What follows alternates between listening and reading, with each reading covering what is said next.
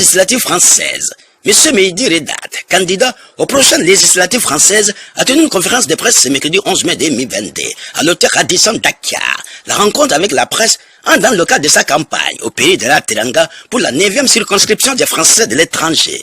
Né en Afrique, en Casablanca, au Maroc, a étudié dans la mission française, tout en gérant une société familiale qui existe plus de 50 ans en Afrique. Engagé de 2016 à soutenir l'action du président de la République française, élu en mai dernier par les Français installés en Casablanca au Maroc comme conseiller des Français, ce qui marque un ancrage local très dynamique d'être élu par les siens en Afrique.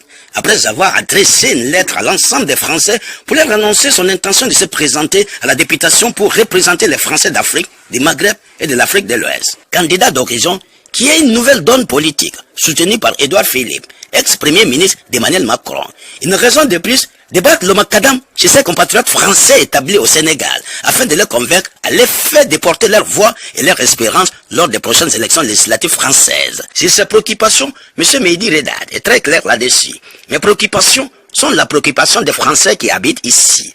Et le sujet numéro 1, c'est l'éducation des Français à l'étranger de manière générale. Il faut garantir l'excellence de l'éducation française à l'étranger en garantissant un certain nombre de professeurs détachés de l'enseignement français pour venir bosser à l'étranger. Renforcer ces centres de formation qui ne manquent pas de professeurs de bonne qualité, qui, en les faisant passer par ces centres de formation, pourront intégrer la mission française et d'être à la hauteur. Monsieur Mehdi Redat, candidat aux prochaines élections législatives françaises, nous fait le point de cette conférence de presse sur son projet politique. Je m'appelle Mehdi Redat, j'ai 40 ans.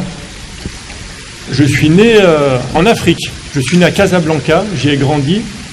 J'y ai étudié aussi dans la mission française. Et puis je gère une société familiale qui existe depuis plus de 50 ans en Afrique. Je me suis engagé dès 2016 pour soutenir l'action du président de la République. J'ai été élu en mai dernier par les Français installés à Casablanca comme conseiller des Français. Et c'est extrêmement important parce que ça marque un ancrage local fort d'être élu parmi les siens en Afrique.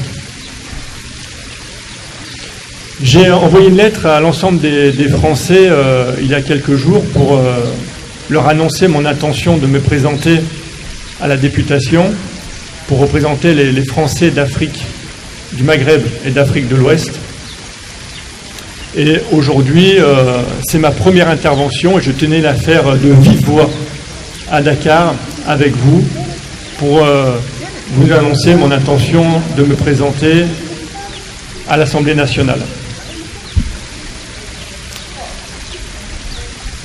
Je soutiens et je suis soutenu par Édouard Philippe. J'ai rejoint le nouveau parti politique qu'il a créé le 9 octobre dernier. Alors, en quelques mots, Horizon, c'est une nouvelle donne politique. On me pose souvent la question d'ailleurs, est-ce qu'Horizon c'est de droite ou c'est de gauche? Je vais reprendre la réponse d'Édouard Philippe pour pas trop me mouiller. Horizon, c'est tout droit, c'est un projet pour la France, c'est pour rassembler des Françaises et des Français du centre droit au centre gauche. Donc voilà. J'ai voulu lancer ma campagne sur les traces d'Antoine Saint-Exupéry, ce qui m'a fait survoler le Maroc et aujourd'hui le Sénégal. Dakar, déjà, c'est le trajet de l'aéropostale, c'est le trajet de Saint-Exupéry. On devait atterrir sur Saint-Louis, sur l'aérodrome de Saint-Louis, mais malheureusement, il est en travaux en ce moment, en rénovation. Donc on a décidé d'atterrir à Dakar. Et je crois fortement aussi à l'axe que l'on peut construire, renforcer de Dakar, en passant par Rabat jusqu'à Paris. Je crois que c'est une liaison importante, fort en symbole, et il y a beaucoup à faire tous ensemble. Et le sujet numéro 1, c'est de s'occuper des Françaises et des Français qui habitent dans cette zone, dans ces pays, et c'est pour ça que je m'engage. Et la raison principale pour laquelle je m'engage, c'est parce qu'il y a de très nombreuses candidatures pour ces élections législatives, mais on peut s'apercevoir que ce sont toutes des candidatures finalement parisiennes. Ce sont des touristes de la République. Ils viennent nous voir, nous, ici, quelques mois avant le jour de l'élection, et ils repartiront quelques jours après. La grosse différence, c'est que moi, je suis né ici, je travaille ici, et je suis au service de mes compatriotes depuis de très nombreuses années. Et comme je l'ai dit en préambule, je suis déjà un élu local à Casablanca, et je m'occupe d'ores et déjà des préoccupations du quotidien des Français installés, en l'occurrence, au Maroc. Mes préoccupations sont la préoccupation des Françaises et des Français qui habitent ici. Et le sujet numéro 1, c'est l'éducation française à l'étranger.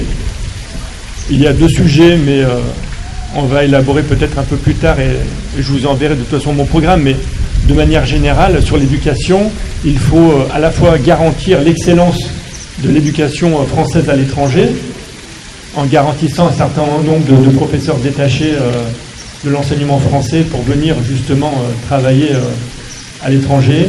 Et puis il faut aussi continuer à renforcer tous ces centres de formation, parce que nous avons aussi des professeurs locaux sénégalais de très grande qualité, et je crois que en les faisant passer par ces centres de formation, ils pourront intégrer la mission française et être à la hauteur. Sujet numéro 1, l'éducation des Français établis hors de France. Et de l'autre côté, il faut garantir l'accessibilité aussi à cette école française, qui est assez chère. Et moi, ce que je propose, c'est de geler immédiatement les hausses de frais de scolarité, et que l'on puisse s'asseoir tous autour de la table, toutes les parties prenantes, pour trouver des solutions afin d'éviter ces hausses qui sont en continu. Et pour ça, évidemment, j'ai des propositions qui seront détaillées dans mon programme. Et puis surtout, je veux que les bourses qui sont octroyées aux Français établis hors de France pour scolariser leurs enfants, bien sûr, les bourses scolaires doivent être dirigées vers les plus fragiles d'entre nous. Mais aussi, nous devons alléger les critères d'accessibilité aux bourses pour permettre aux classes moyennes d'avoir accès aux bourses scolaires et faciliter la prise en charge des frais de scolarité. Je crois que c'est extrêmement important. Il y a le sujet de la santé aussi. Beaucoup de nos compatriotes ont des difficultés, et je peux le voir aussi à Casablanca. Moi, je souhaite garantir la carte vitale pour l'ensemble des Français établis hors de France, parce que la santé est un droit fondamental, et c'est un vrai sujet. Et en ce qui concerne la Caisse des Français de l'étranger, ce qu'on appelle la CFE, je souhaite aussi assouplir les cotisations à travers les catégories aidées. Il y a ce sujet de fiscalité aussi, j'en ai parlé à des compatriotes installés à Dakar hier, pour celles et ceux qui ont des biens en France et qui doivent déclarer leur logement en France. Ils payent des cotisations qu'on appelle la CSG-RDS, des cotisations sociales. Moi, je suis pour la suppression de ces cotisations qui sont totalement injustes pour les Français qui habitent à l'étranger et qui ont voulu garder un bien en France. Il y a le sujet aussi de l'environnement qui devient un vrai sujet de discussion entre compatriotes. Et je lancerai, si les Françaises et les Français me font confiance, un grand Grenelle de l'environnement avec l'ensemble de celles et ceux qui souhaitent participer à ce sujet, parce que je crois que nous, Français établis hors de France, nous avons notre mot à dire dans le débat public en France sur ce sujet. Donc voici les grands axes. Et puis j'ai envie de dire surtout faire en sorte qu'il y ait une diplomatie parlementaire réelle, c'est-à-dire que le député qui représente les Français de cette zone puisse travailler avec des députés aussi sénégalais sur des sujets d'actualité ou autres.